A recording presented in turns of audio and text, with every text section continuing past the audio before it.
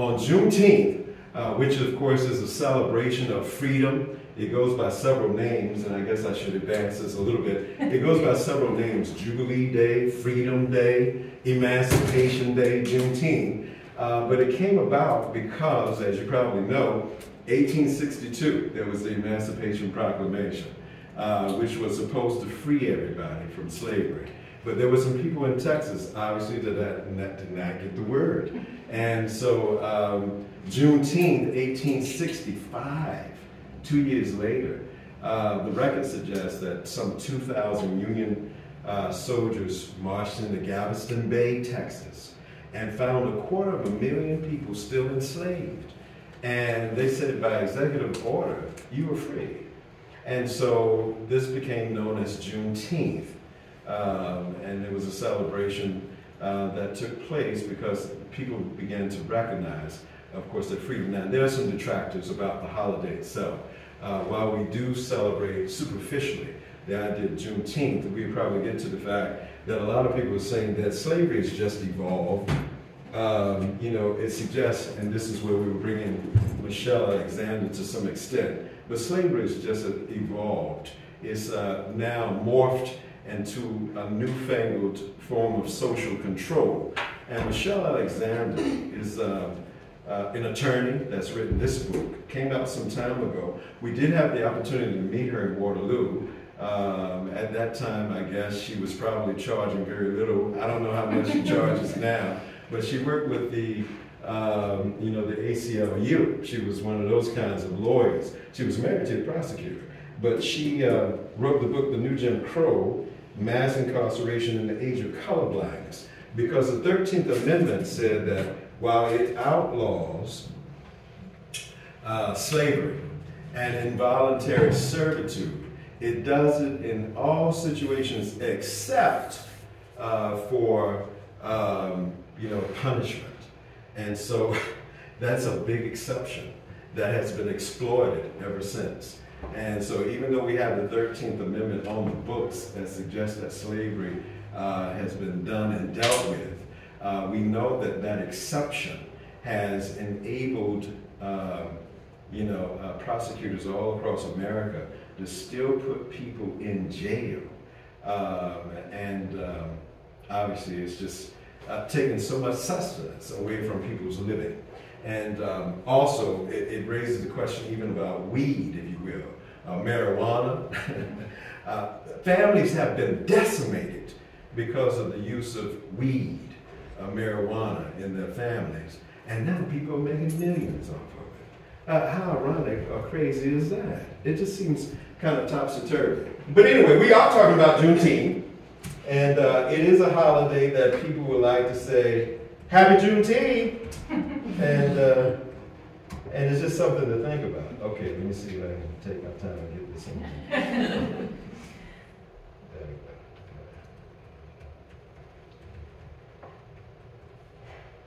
go. All right, so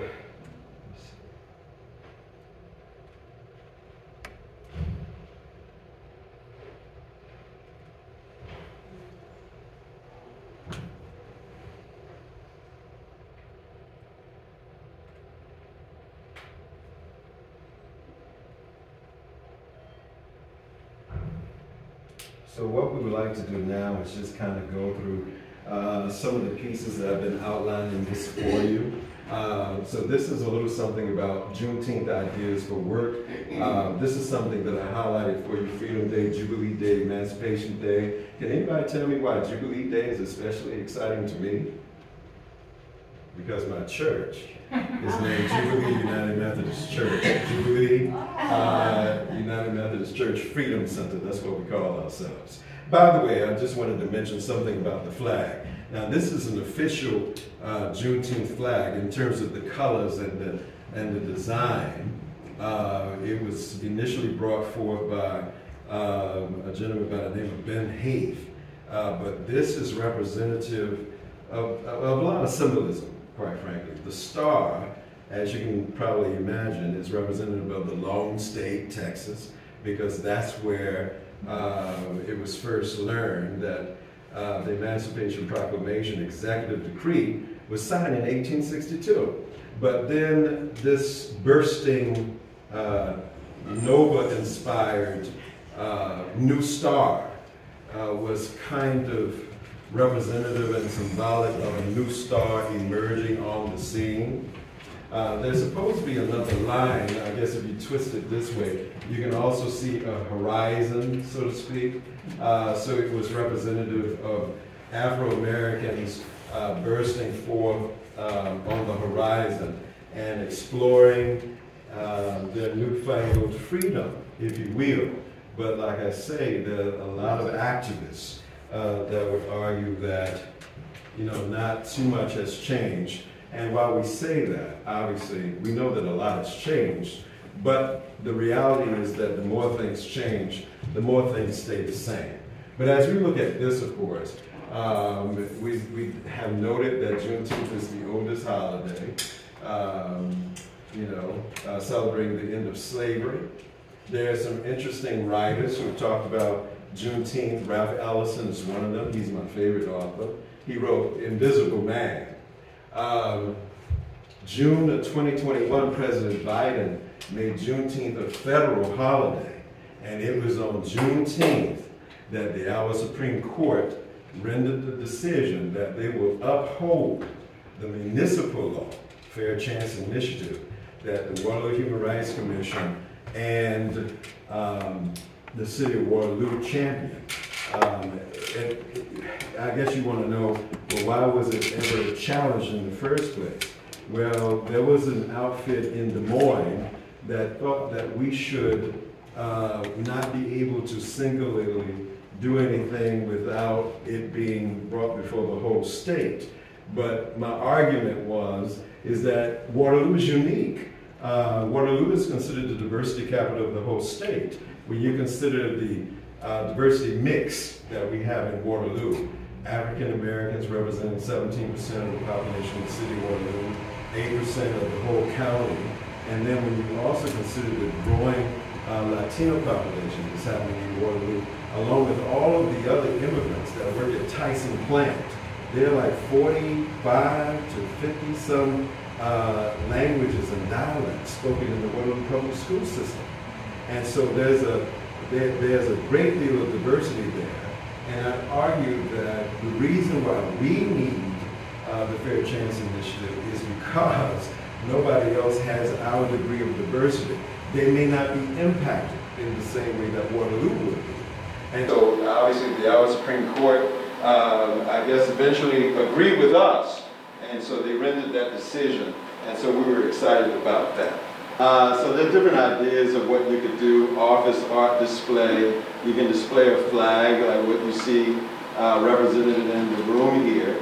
Now, while this is the official colors of the flag, the red, the white, and the blue, which is also representative of the fact that we're Americans, Black Americans, the red, white, and blue. But as you can see with this beautiful flag over here, that has more of the Afrocentric Pan-African colors, which was just given to me on my way up here, interestingly enough, at least one this size. I certainly have one like this displayed at the church, but it too is a Juneteenth flag. And while it may not be the official flag that looks like this, so to speak, this obviously resonates with a lot of people that look like me. And so we want you to be mindful of that. Black-owned business gift boxes. There are a lot of different things that one can do in order to celebrate Juneteenth. As we continue to, there are quotes. For instance, if I were to go back for a second, I think I highlighted one of them that I think is somewhat significant. Freeing yourself was one thing. Claiming ownership of that freed self was another. And so there's been a lot of talk about the destruction of black bodies lately. Obviously, as we think about Trayvon Martin all the way to George Floyd, there's been a lot of discussion about state-sanctioned, state-sponsored destruction of black bodies. And of course, there's so many different individuals in between those two, which represents for many theologians a wilderness of quest and and a search for answers concerning the destruction of black bodies. And so this gives a little more meaning to what Toni Morrison said there. Freeing yourself was one thing. Claiming ownership of that freed self was another. One can be free, but if you don't have cognitive appreciation of what that freedom means, and you haven't claimed ownership of it, then of course you're still kind of lingering out here in the wilderness, and so to speak. So this kind of leads to the 1619 Project. Another thing that one can talk about is the 1619 Project. Now this sister who wrote this book, or at least was editor of this compilation, is Nicole Hannah-Jones. She is a native of Waterloo. And so it's very exciting to be able to talk about a lot of,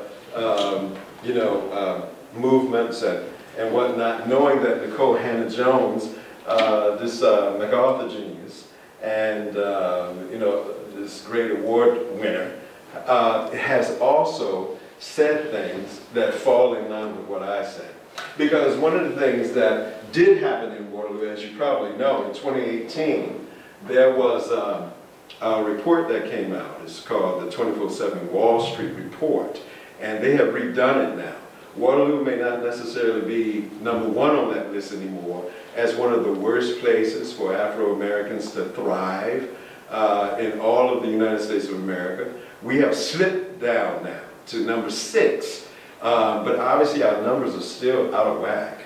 Now, and when this report came out in 2018, at the same time, in 2018, according to the U.S. News and World Report, I think there was a statement that said that Iowa, as a whole, is the best place in the nation to raise a family and to do business and to engage in meaningful play. And so, obviously, to me, this was representative of the two Americas that Dr. King talked about. Because how could Iowa be the #1 place to do business and raise a family, while at the same time it's the worst place in all the United States of America to be in order to thrive and be black? And so it obviously, as you can imagine, started a lot of conversation, a lot of robust conversation, a lot of important conversation among church folk, politicians, activists alike. The main reality that hit me initially was denial. Nobody wanted to acknowledge that these things were real. And quite frankly, I had encouraged everyone that gave me audience is that we need to embrace the report. Don't run away from it. Embrace the report and use it to help one redress the issues associated that were brought out in that report. And so Juneteenth all of a sudden takes on a different meaning when you see in 2023, for instance, that Afro-Americans, for instance, in the city of Waterloo, but of course, this could also be used nationwide as you look at these benchmarks or these metric pieces. But unemployment for black folks then was 24%, while unemployment for white folks was about 3–4%.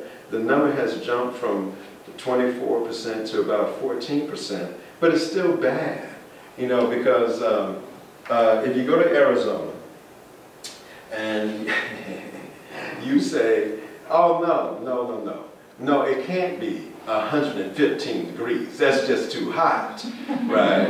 And then somebody wants to argue with you that it can't be that hot. It's more like 99 degrees, something like that. Who cares? It's still hot. It's still hot. You can't really distinguish between you can't distinguish between 115 and 99 because you're still hot. The paint is still peeling off the car. Your flesh is still sticking to the seat. I mean, the pain is real, and because it's hot. And so when people were trying to make the point that it can't be 24% unemployment, it's more like 19. We said, who cares? Who cares? It's still a painful situation. We know a lot of people who are not working and they can't take care of themselves or their families in the way that they would like to. And so those are the kinds of things that we were talking about. Home ownership, 30% home ownership for African Americans compared to 70% home ownership for our white counterparts. With respect to education, this is why we have Nicole Hannah-Jones starting that Liberation Library that you saw early on, because they started a 1619 Freedom School, and you know, the average black child, according to her, is 2 grade levels behind the average white child. Now just let that sink in for a second. That's alarming. That's alarming. And of course, with all of the stuff that's happening on the state level, with a lot of the monies being pulled out of the public school system and shifted to the private school system, it's going to create an even more deleterious impact on families everywhere. And this is a real concern. So on Juneteenth, we're thinking about all of that. Yay, freedom. Okay, and so let me see. Let me stroll through this a little bit more and find a few other things that I'd like to share with you. Okay, here are a few trivia questions that might be of interest. You probably know these already. When is Juneteenth? June 19th.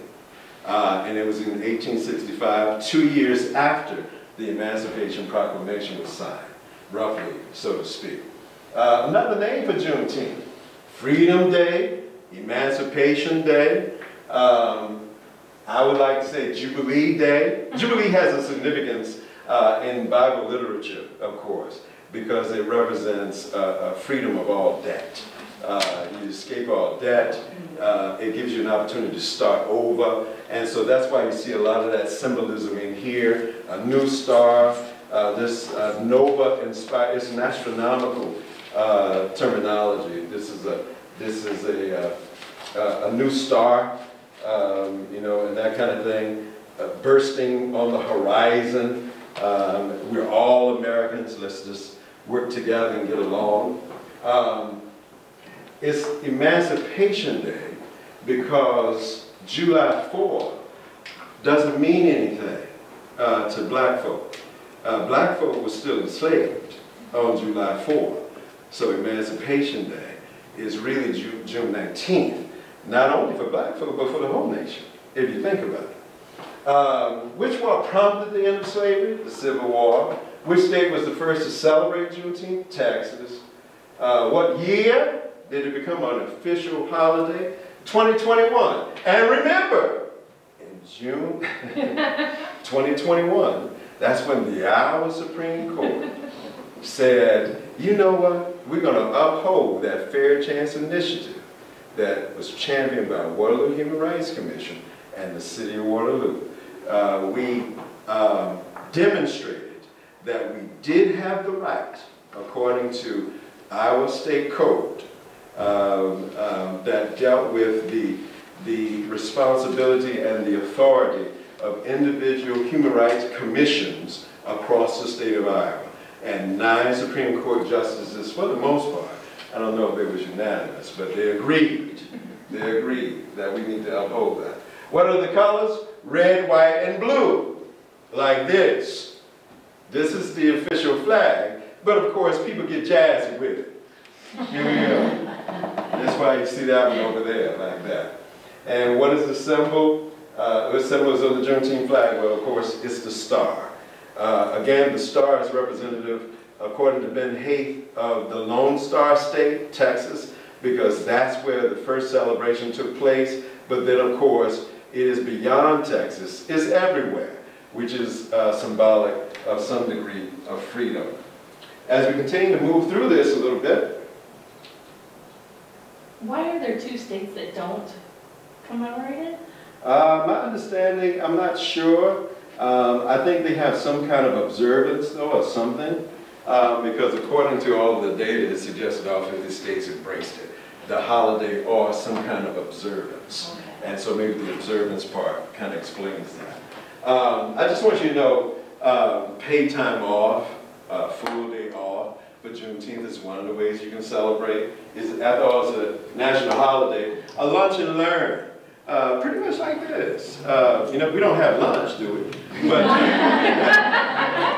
But maybe something like this, you know, is a reflection time when you can talk a little bit more about the meaning of Juneteenth and what have you. Some movies. Interestingly enough, these are some of the kinds of movies that we see on the MLK Freedom Bus Tour. For those who've had the opportunity to be with us on that. Selma, 12 Years a Slave. You haven't seen those. Malcolm X, 13, Hidden Figures. You remember that one. That was about the ladies, the science. The Help. Remember The Help? I remember The Help because of the conversation about the pie. The color purple. Y'all remember that? Yeah. The color purple and the hate you give. I'm not sure if you remember any of those, but the color purple is being redone. I think something is supposed to come out near the bottom of this year, if I'm not mistaken. And now we're going to have Fantasia in it and a few other singers. So it should be interesting. But anyway, so the idea of a lunch outing, perhaps there's an opportunity for a lunch and learn. Different ways that you can talk about Juneteenth in much the same way that we're talking about it here today. A book club. Have you heard of How to Be an Anti-Racist? I know While the Caged Bird Sings. Some of these other books are beloved. I'm Still Here. Austin Channing Brown. How to Be an Anti-Racist. We had a community-wide discussion about that book. And I think that overall it was well received, but sometimes when you do a book read, there are some people who are with you, there are others who are not. They're just there to explore exactly how divergent the views are. And, but nonetheless, it does create some discussion though. And so Ibram Kendi is an interesting author as of late, pretty much up there with Nicole Hannah-Jones. They're kind of folks that hang in the same crowd. Nicole Hannah-Jones now is at Howard University, by the way, which is a premier HBCU. Now, I'm a graduate of Hampton, and so there's always been the discussion as to which HBCU is the best. Is it Hampton or is it Howard? Well, it just so happens that Nicole Hannah-Jones is at Howard University right now, and I'm still proud of her. I'm not going to hold that. Historically Black College University. Yeah, but there you go. Yeah, so we're excited about it. And then, of course, a guest speaker, which is what you've done when you've invited me to come. So thank you. Potluck barbecue. You can certainly do that. You know, I found out that, I don't know, it was the Chinese or the Japanese, they are now growing watermelon in cubes. Have you all seen this? Yes, yeah. Fascinating, fascinating. I used to feel a certain way about watermelon because we were always raised to believe that people would pick at us or make fun of us if we were eating watermelon, especially in mixed company. But now I've come to own this thing, and I realize now that Mark Twain said, oh, it's the best fruit in all of the garden. It's the sweetest thing out there, the watermelon. And it kind of revolutionized, for some people didn't care one way or the other, they just knew it was good. And so they were going to eat it regardless. But for those who were feeling funny about it, if you can go to literature and kind of find things that help you embrace something that used to be considered taboo, it kind of helps you get over. But for those of you who are in the Bible, you know, apparently Eve had eaten an apple. And they said, you know it wasn't the watermelon because that would have never considered sinful. It would have never been sinful. That's why I knew it had to be something other than the watermelon. It was the sweetest seed that could be used. And so the reflection circle, I think, is pretty good to sit down and just discuss different readings and movies and that kind of thing. But I would like to take an opportunity now to go into just a tad bit more depth with 10 areas of improvement. We'll hit this and then we'll be coming to a close. I know 10 areas of improvement in your organizations. And I hope that you would agree with me that this would be kind of interesting when you think about it. Now I do, well, let me see. You can probably just go to Google if it's something that you're interested in but the culture of fear, lack of communication, silo building, these are 10 areas that are addressed in this particular article. And I think that as we move here, I don't know if I can, yeah, it's not a PowerPoint.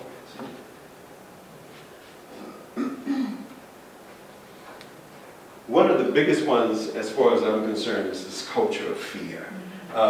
This not only happens on the local level, but it's obviously something that happens on the national level.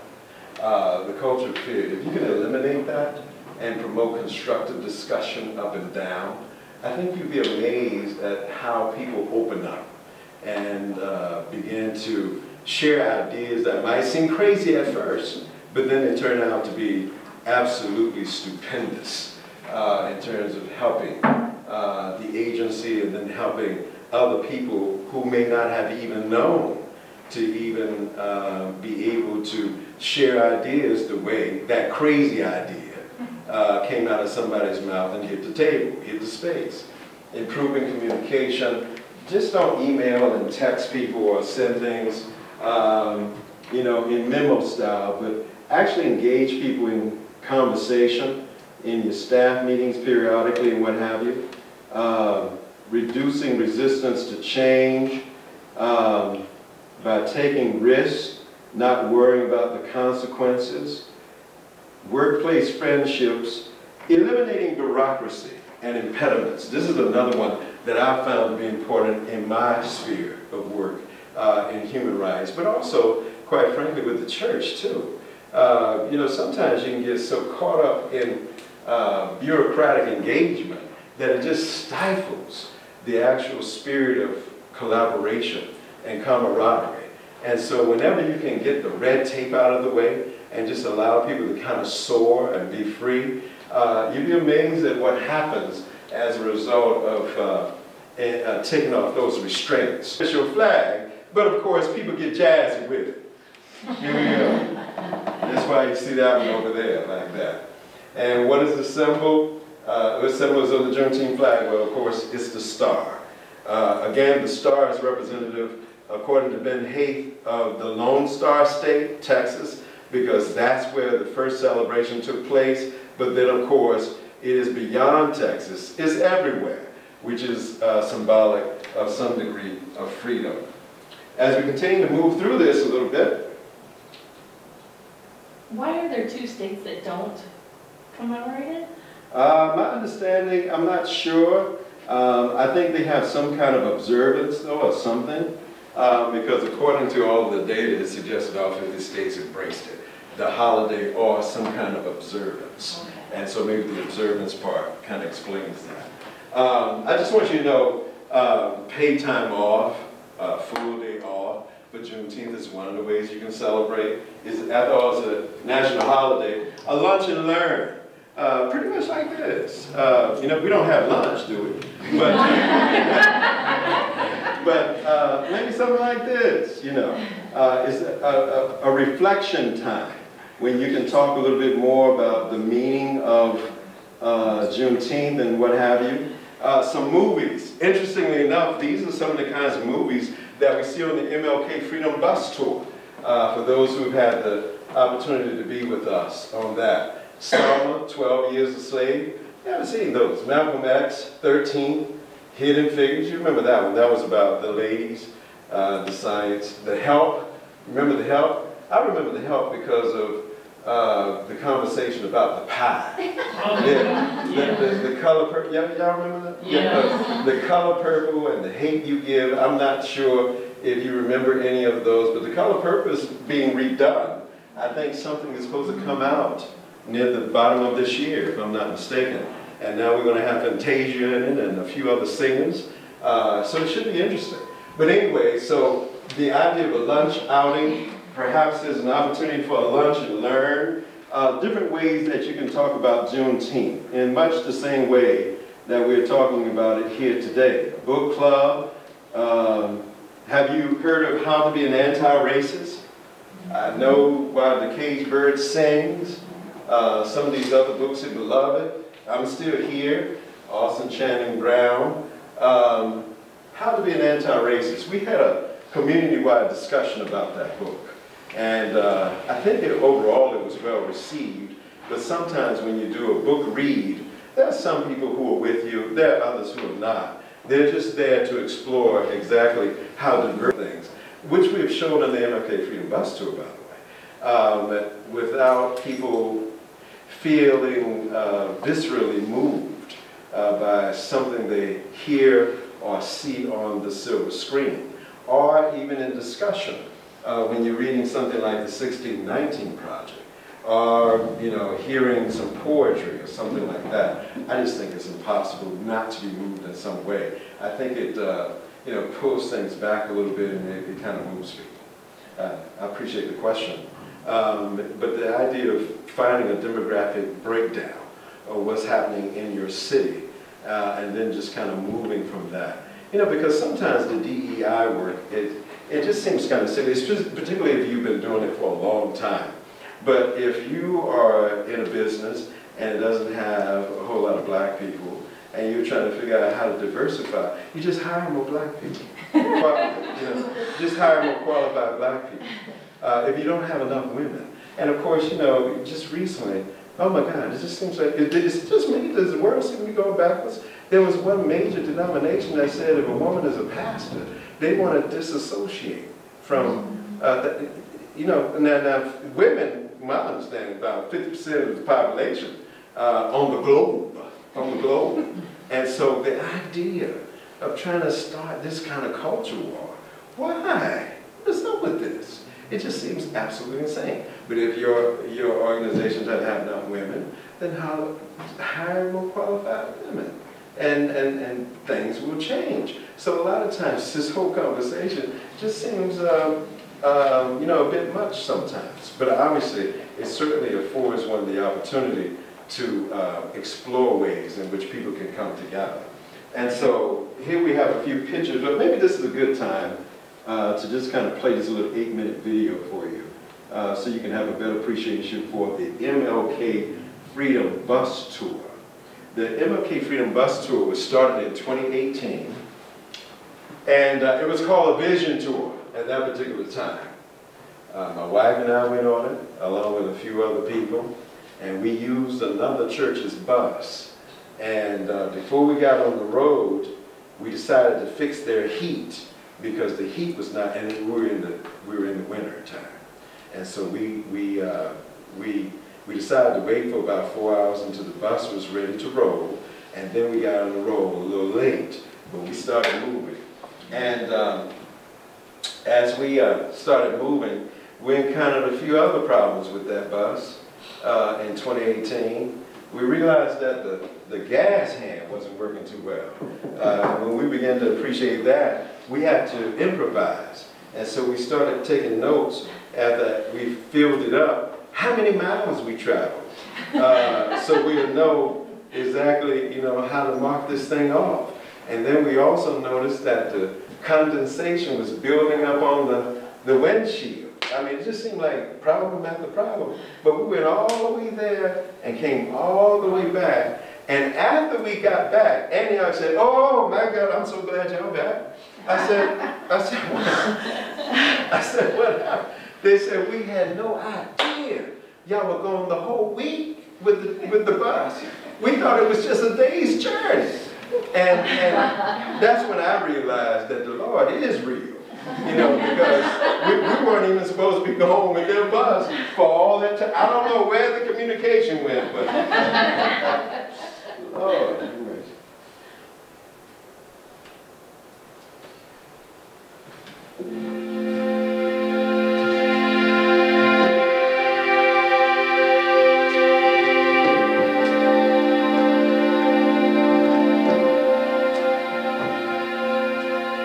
My name is Abraham Funchess, Jr. I'm the Executive Director of World Commission on Human Rights, but I'm also the pastor at Jubilee UNC Freedom Center. We are obviously trying to fix something of the MLK Freedom Bus Tour. This is the 3rd year. We missed last year because of COVID. But each time we go down to Memphis, Montgomery, Selma and Birmingham. We learned something different.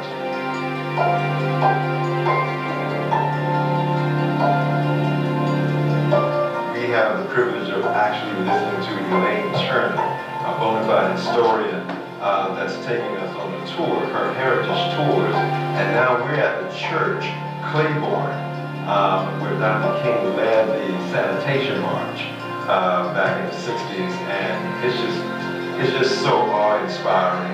It's breathtaking to take a look at the Island Plaza and remember the legacy of those men and women that died trying to make life better for all of us.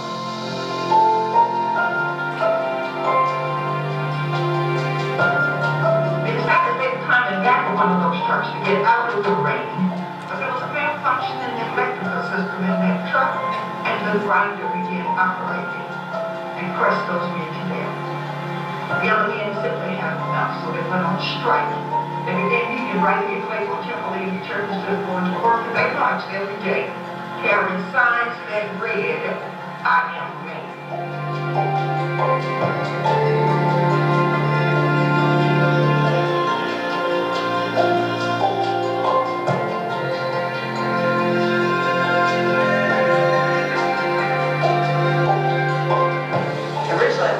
My two oldest grandsons to the biracial men, and I felt they needed to know their history. Even though I learned so much in classes and my own research, nothing compared to what I've learned here, being here in the historical places. I don't know, it just makes me ashamed to be a white person, and it just makes me really sad to think about how we treat each other and the things that we've done to each other in the past and still in the present.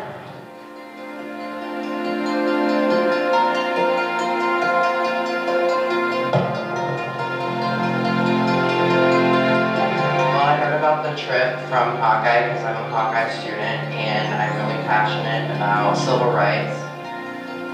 I'm going to school for social work, so as a future social worker, I think it's incredibly important for me to become culturally competent and make sure that I educate myself so that I can serve people in the future.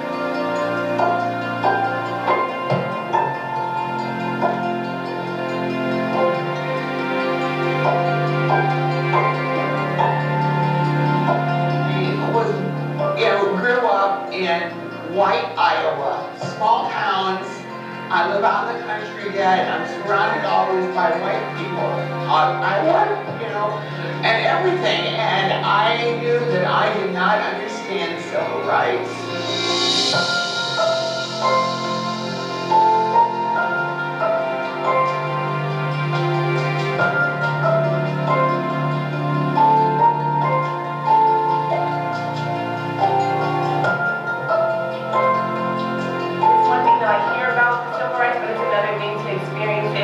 By it, for the energy of it.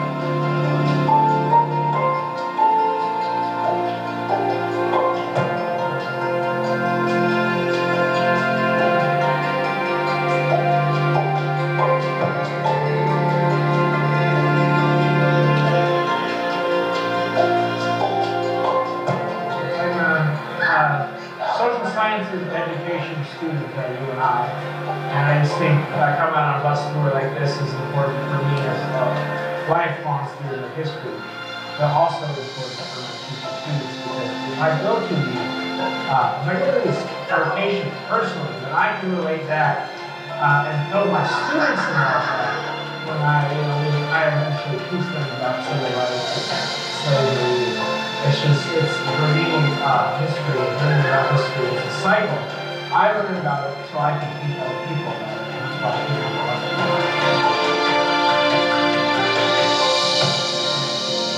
why For me, I think one of the things is just seeing how all the threads connect our present day history to the struggle in the 60s, to the struggle that preceded that, and it really leads all the way back to the African continent and the ways that African people and their descendants were treated by my people group.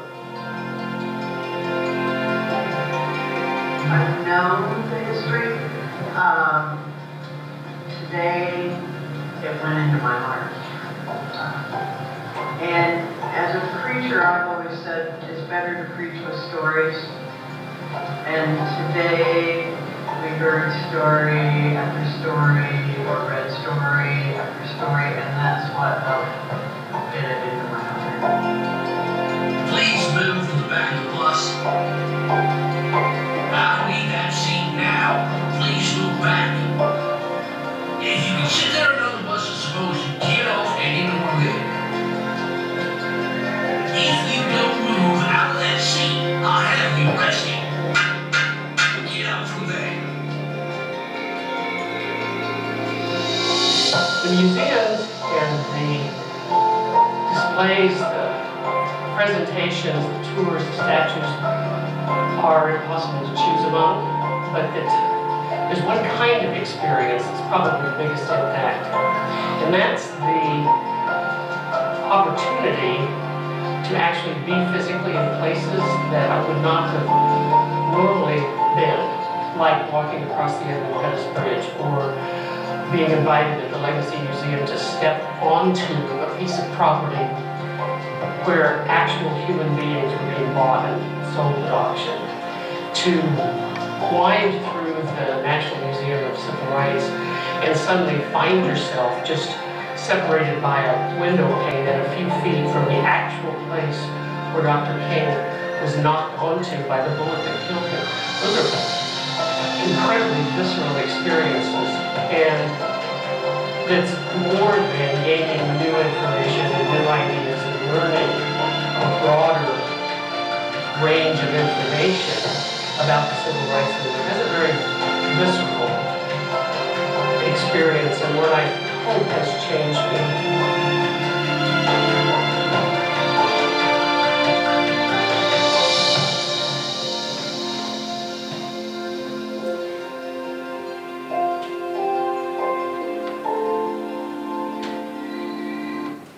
Okay, so we certainly hope that you appreciated the video. There were quite a few people who had an opportunity to go on that now. And a few feet from the actual place where Dr. King was knocked onto by the bullet that killed him. Those are incredibly visceral experiences, and that's more than gaining new information and new ideas and learning a broader range of information about the civil rights movement. That's a very visceral experience, and what I hope has changed me.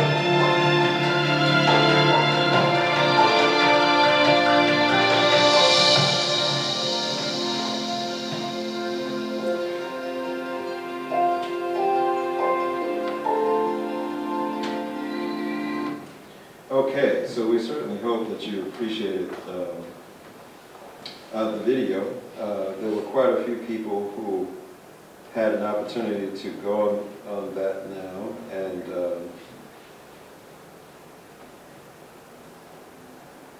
let's see.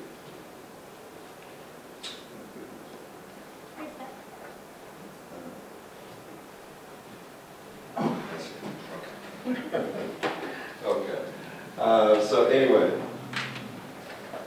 so do you have questions? Do you have comments or anything like that? If I can call my wife for a second, Brian, can you describe your experience when you were on that bus?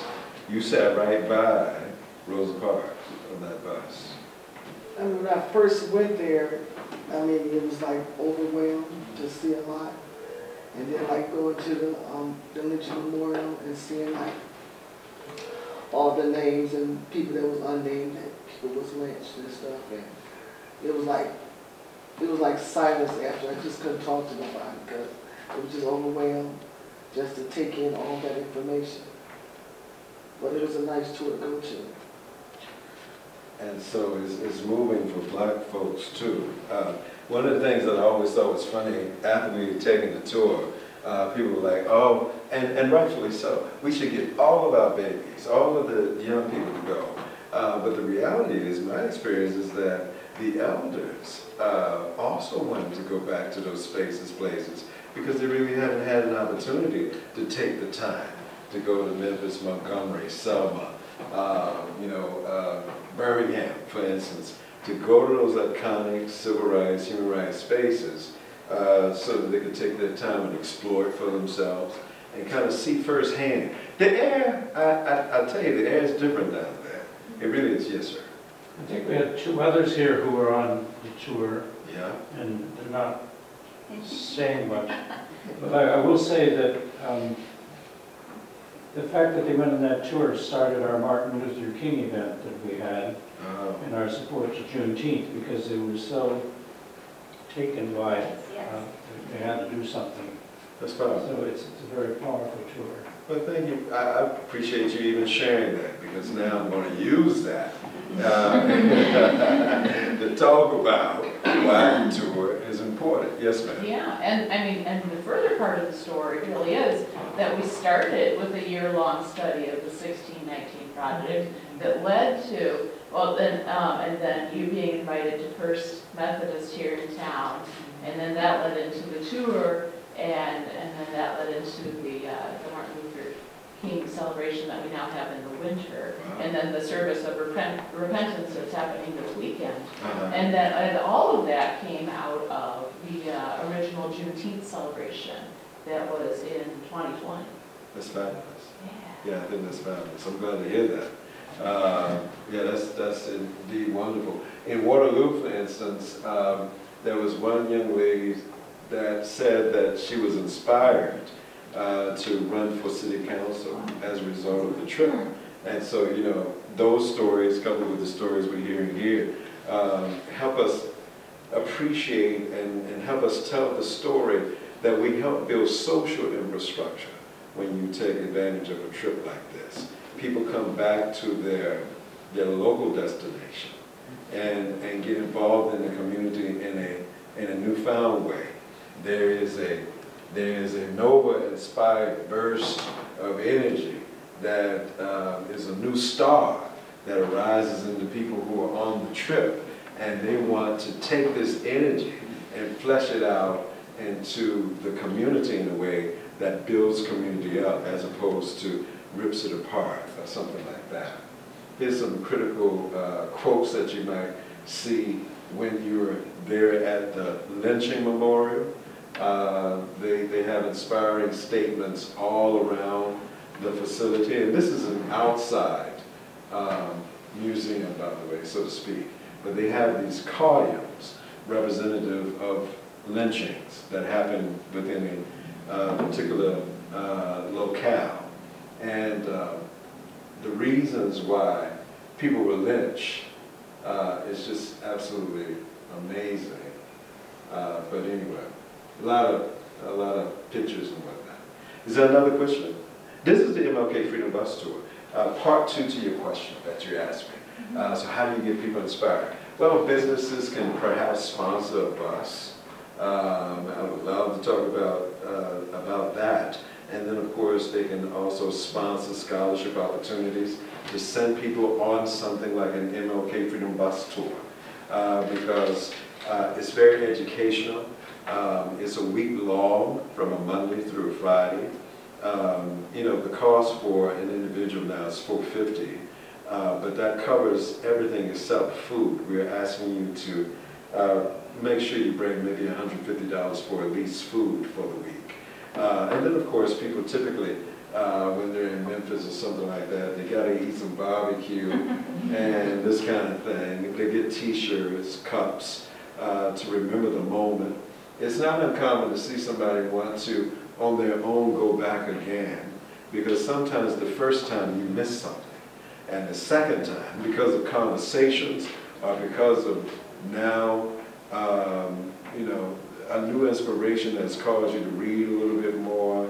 You want to go back and review that site, review that record that you came across the last time. Here's an example of those columns, all in a row. And as you can imagine, when you begin to learn some of the stories, you know, it's very emotive, very emotional. That's a good look from a different perspective there. These are some important art pieces by some critical sculptors and whatnot. But this is one, as well as that opening sculpture as soon as you walk into the museum of Africans enslaved, folks in chains. This is Hank Willis Thomas, Raise Up. Okay, good. I'm glad you did that. The last time we were there, Brown Chapel was under construction. There were some historically black churches that were able to get some grants, and so they've been fixing up their structures. And Jubilee is not as historic as some of these, but God knows I was trying to get the grants so that we could do some things. The Edmund Pettus Bridge, should we change the name of the bridge from Edmund Pettus to, let's say, John Lewis? Yeah. Does anybody have those kinds of discussions? It's time to, you know, these are the kinds of things that you would do over a reflection table. Perhaps one could toss those ideas out after reading certain pieces of the 1619 project, like we've been doing, and that kind of thing. I have mixed emotions about it myself. And a few feet from the actual place where Dr. King was knocked onto by the bullet that killed him. Those are incredibly visceral experiences, and it's more than gaining new information and new ideas and learning a broader range of information about the civil rights movement. It's a very visceral experience, and one I hope has changed me.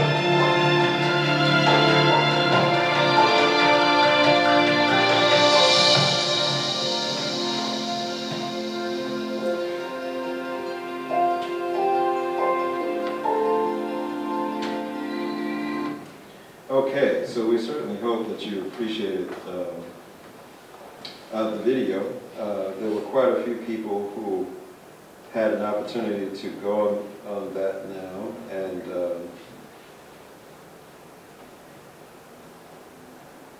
let's see.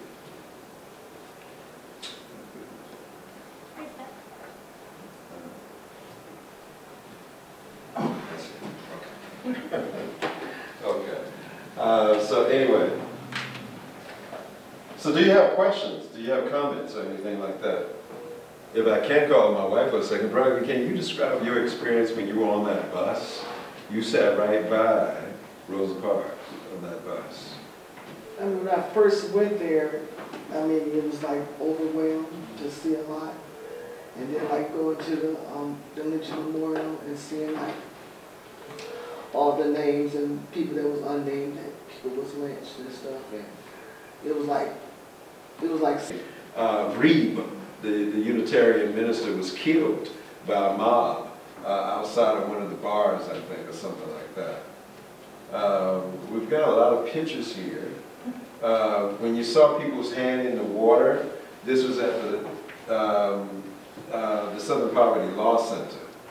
And of course, this woman who is responsible for this, I think is also responsible for the sculpture of King in Washington, D.C. I hope I'm not misleading you. But Children at the Fountain. This is the church. Typically, we take pictures at this church. And so everybody lines up in front of the church like that, and we try to take a nice photo. We haven't been to the parsonage, and we may try to take time to go there and check out a few things. Footprints.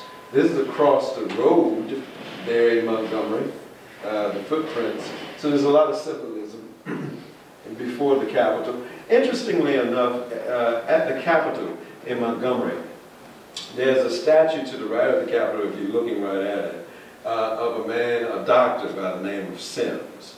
And he's considered the father of gynecology. And he did some experimentation on black women without giving them painkiller, anesthesia. Because the prevailing thought of the day, and in a lot of situations even today, black people can deal with pain more effectively than their white counterparts. And so there have been some writings that have come out since then that suggest that, you know, people carry around a lot of pain in their bodies that's been transmitted generationally from one generation to another. And it becomes fossilized in your bones. So it's not just cognitive and emotional, but people are carrying around pain in their physical bodies today because of the trauma that happened many, many generations ago. And then, of course, when you consider current day issues with the destruction of black bodies, it becomes a little too much to bear for some. So wonderful pictures that we have in this PowerPoint. I love watching it again myself sometimes.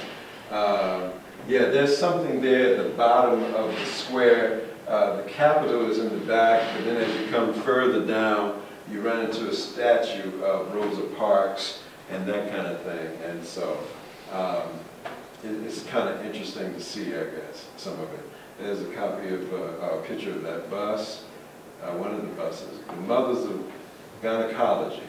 So a black woman decided to create something in tribute to the women that were practiced on, experimented with by the Dr. Sims, whom they have a statue of right in front of the Capitol. And this is not too far away from the lynching memorial. And so you will get an opportunity to see that by Michelle Broward, that's her name. It's very small, by the way. It's very small. This is not a big place for exploration by all the people on the bus. We didn't even go in. We couldn't get in. Besides, I think admission would have been expensive, cost prohibitive. But you could stand outside the fence and take pictures, and this is what people had done. 16th Street Baptist Church, that's where the 4 girls were killed. And then, of course, please remember, there was a 5th girl that lost eyesight. That woman is still alive today, as far as I know. And that happened on the side of the church over here, somewhere over there on the side of the church. It blew out the stained glass picture of Jesus, but then they replaced that same Jesus with the same white face that he had the first time. But then they put somewhere in the front over here, up front, a black Jesus, because that has now been a new take by a lot of womanist theologians, black theologians, other theologians of color, by Latino theologians. You know, they begin to question the actual color. It's amazing how, in some imaginations, whiteness has become an idol, they say. And so the idea of Jesus being black, brown, is transformative. It's transformative. Okay, so do you have any other questions? There's the 4 little girls. This is the park right across the street from the 16th Street Baptist Church. This is Kelly Ingram Park. There's a lot of history in the park, as you can see. These ministers were absolutely incredible. And they said Fred Shuttlesworth, you didn't want to mess with him. Yeah, Fred Shuttlesworth was just courageous beyond you know, belief. He would do things that just shook people to their core. Even Dr. King said, man, I don't know about Fred, you know. Lorraine Motel, if you've never been there, we certainly encourage you to go there, because to actually stand and see the room where Dr. King actually rested and stood along with these other ministers, Abernathy, Jesse Jackson, some of these people that came and to just stand where they stood. And then you understand where the shot came from across the street. It kind of helps bring the story alive for you. It's not something that anybody can tell you. It's something that you begin to feel. Yeah, have you ever heard that statement that You don't remember what people said or what they did, but you never forget how you felt at that particular moment. I think this is one of those kinds of things that happens when you go on the MLK Freedom Bus Tour. You remember how you felt when you were standing in some spaces, places. You remember the conversations, perhaps, that took place that also contributed to how you felt at any given moment in time. But anyway, you know, again, it looks like I'm out of time. And so I just want to make sure that I'm answering all questions, but we appreciate the opportunity to come. We're glad that we had a chance to drive down this way today. Yes, ma'am. I was just going to say that Carol and I went on the tour. I don't think anyone in this room would regret going on this tour. And one of the first things I thought when I got back was, I want to go back again. There wasn't anywhere we went that I wouldn't want more time. And I also wanted to stress the educational piece.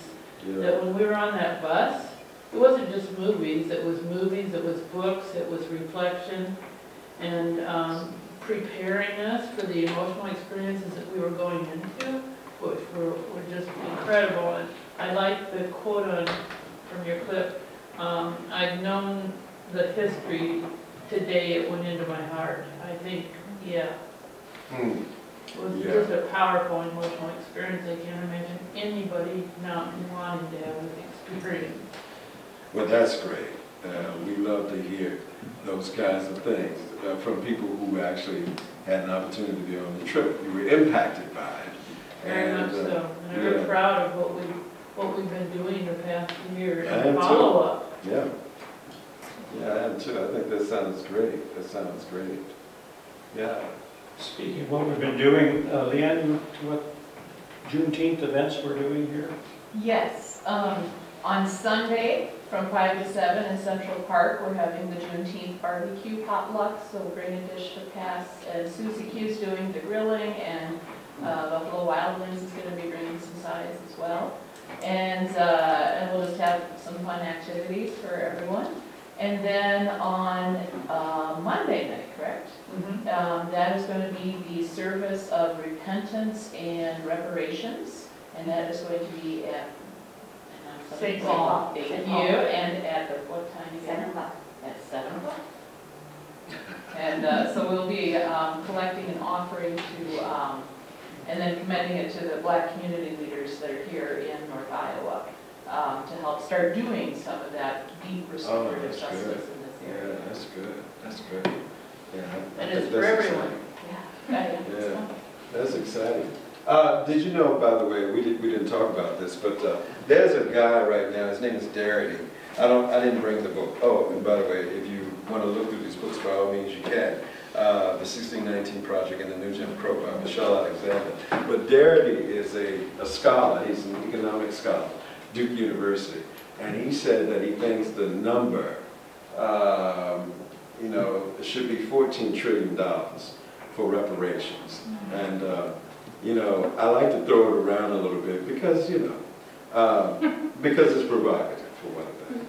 But I was preaching at a church and I said that it sounds like to me, without knowing further information, that that would mean at least a 3,000 house and 2 Cadillacs for everybody, you know, who's getting some form of reparation or whatever. But isn't it interesting, whenever you talk about reparations for Black people, even Black people have a problem with Black people getting reparations. They say, how you gonna do that? You know, how you gonna do it? Other people receive reparations before. You know, so why is it always, you know, an issue when Black people are up to get some kind of economic reparation? It's just something to think about. Another thing that's interesting too is guaranteed income. Guaranteed income has been experimented with in different parts of the United States. California being very interesting. That was another idea by Dr. King, to make sure that people get $500,000 per month. Well, the experimentation so far has been marvelous because there are no stipulations on how you use the money. And at the end of the 3-year trial, what they found is that people who get guaranteed income of $500 or $1,000, they use the money to help family in some way, form, or shape, or themselves. The additional money helps them fix their car if a tire goes flat.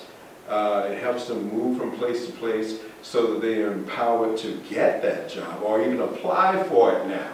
Because you don't even have the hope that you can realistically do the job because you have no real form of transportation. But if you've got the guaranteed income, then you can figure out a way to make something happen. So all the experimentation has been great, and one of the ways that we're proposing right now in Waterloo, for instance, is that one of the ways that you can make Waterloo safe, when you think about gun violence, is look at those systemic structural issues. Maybe guaranteed income is a way that we can kind of see if that will in some ways impact community. I'm willing to give it a try, and I would like to work with the Public Health Department in Black Hawk County, along with some other foundations perhaps, to see if in fact something like that could be pulled off once again in Waterloo. All right, so are there any other questions or thoughts? Yes? Do you have information with you on the bus tour? You know what? I don't think so, but I will. Okay. I will send it to. Perfect. Okay.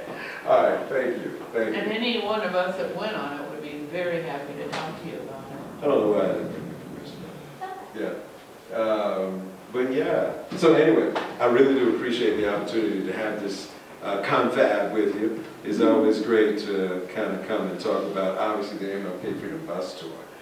And so we appreciate it. Thank you so much. Thank you.